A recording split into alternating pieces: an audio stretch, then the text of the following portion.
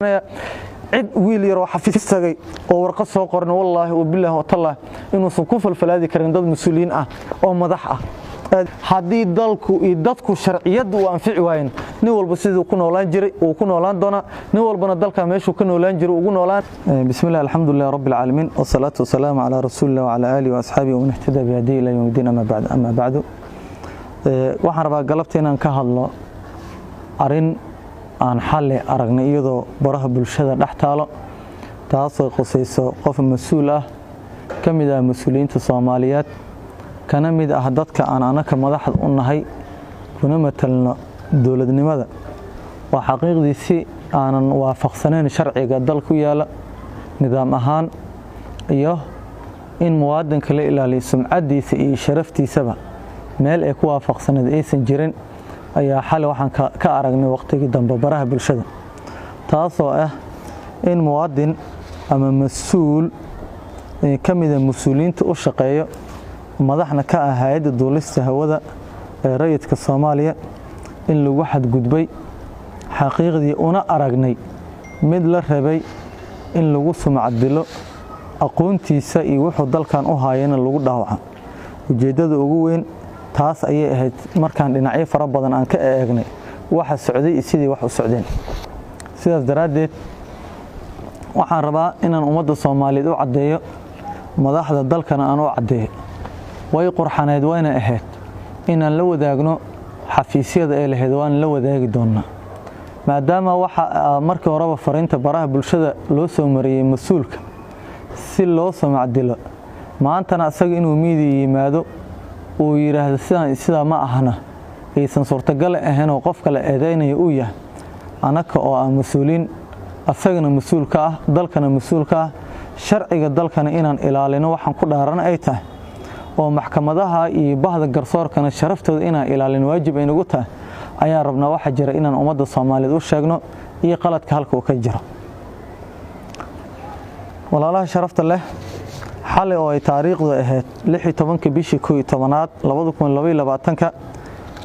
waxay maxkamadda gobolka Banaadir soo saartay warqad lagu xayirayo safar inuu garoonka ka bixi karin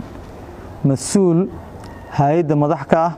lana yiraahdo Axmed Macalin Xasan oo ah maareeyaha hay'adda duulista rayidka Soomaaliya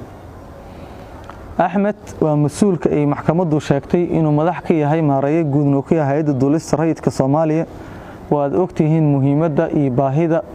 dalkan uu qabo horumarintiisa iyo mataqaan inay shaqadiisa wadato dacwadaas waxaan rabaa inaan halkan ka cadeeyo sidii wax u jiraan marka Axmed Macalin waa la soo dacweyn karaa asaga wax dacweysan karo sharcigan waa loo sameeyay yar iyo weyn laakiin waxa la iska aqbali karin kiis u eg boos kareexasho iyo in qof muwaadin Soomaaliyeed sumcadiisa iyo sharaftiisa loogu dheelo midaan aqbali karno oo madaxna aan ugu nahay mas'uulna aan ugu nahay dalkan ku mataleen ma dhici karto Axmed Macalin kaliya ma ahane muwaadin walbo Soomaaliyeed oo jooga min la iska boon ilaa la saaceer ayaana ka aqbalayn in sidaas loo dulmiyo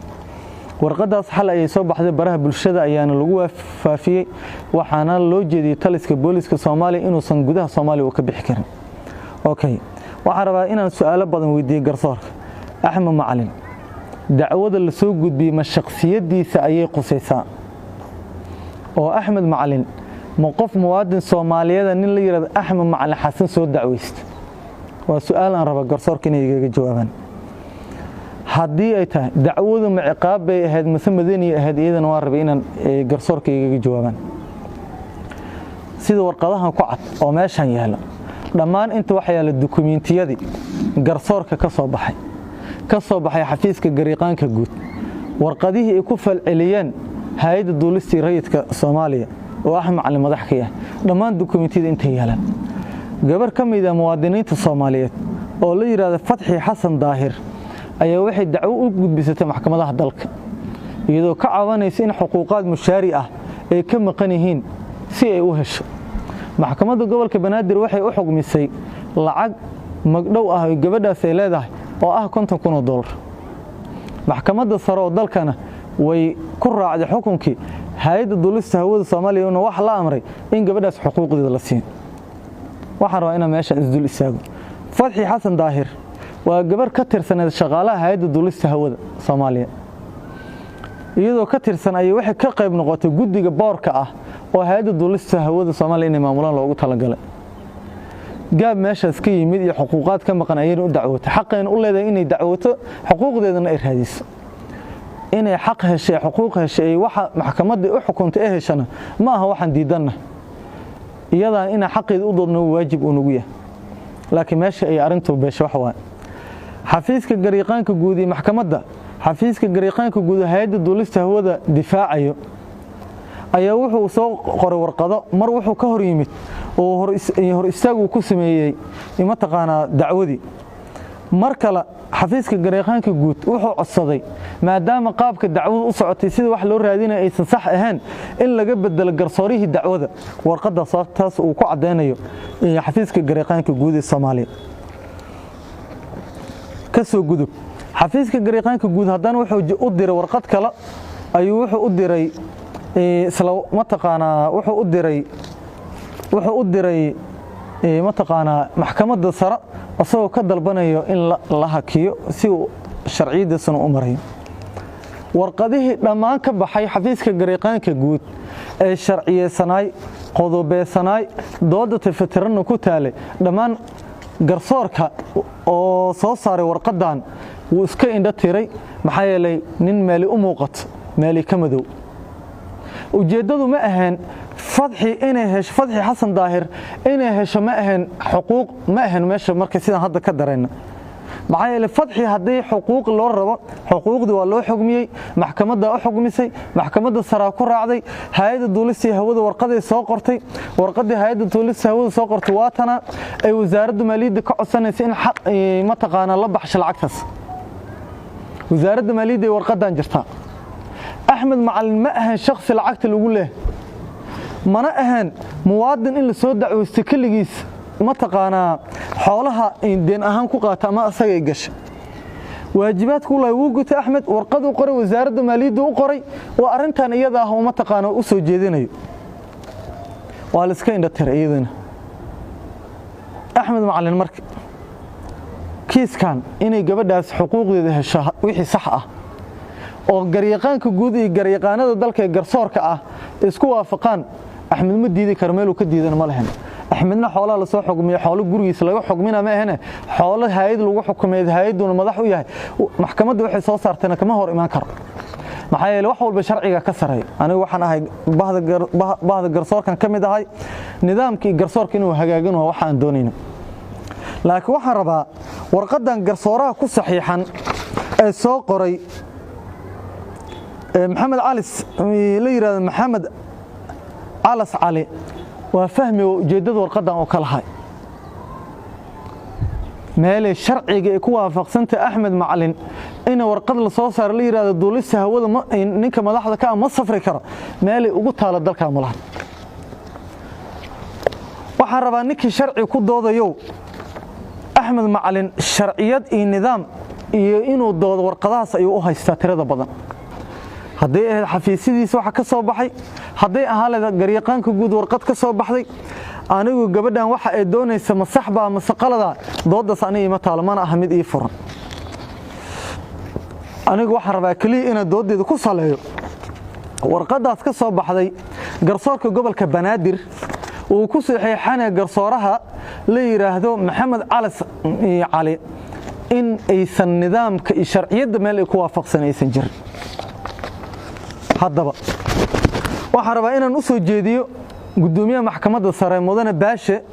oo runtii intaan la shaqeeyay iyo intaan ka aqaano iyo inta aan aqoon ahaan u leeyahay uu yahay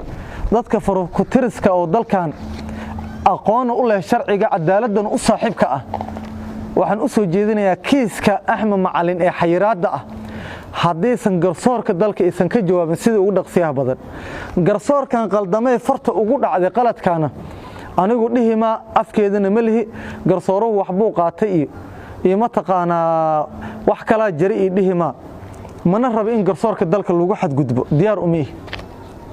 waxaan rabaa sharciyada in dul istaago anoo qofna aan u gafeenin gudoomiye Baashe iyo gudoomiyaha maxkamadda gobolka Banaadir ee Racfaanka iyo gudoomiye Baashe waxaan rabnaa sifadii ninkan uu ku mutaystay in la xayiro iyadoo dacwo madiina ay tahay iyadoo dacwada shakhsiyan Axmed loo haysano hay'addu lisawada loo haysto iyadoo ay jirto albaabo badan oo maxkamaddu ay wax ku dooni karto sababta Axmed Macalin xayiraadda loo saaray oo la leeyahay saas ma aqbali karno waxaan la aqbali karaa markay sharci tahay wiil yar oo dhalinyaro ah oo fursad loo siiyay dalka inuu garsooro ka noqdo oo ma taqaana fursad loo siiyay inuu madax u noqdo ma ahan qalinka uu leeyahay inuu dadka ku dhibaateeyo taa iyadana dada ka saray dadkaas aan raba jawaab inay ka baxshaan gudoomiye baasha waxaan fariin ugu soo jeedinaa inuu arintan aqbalo xafiisyada quseysana warqadaha ee dukumeentiyadan ayaan ula hortagayna waana tagi doonaa waana qaabili doonaa tan labaad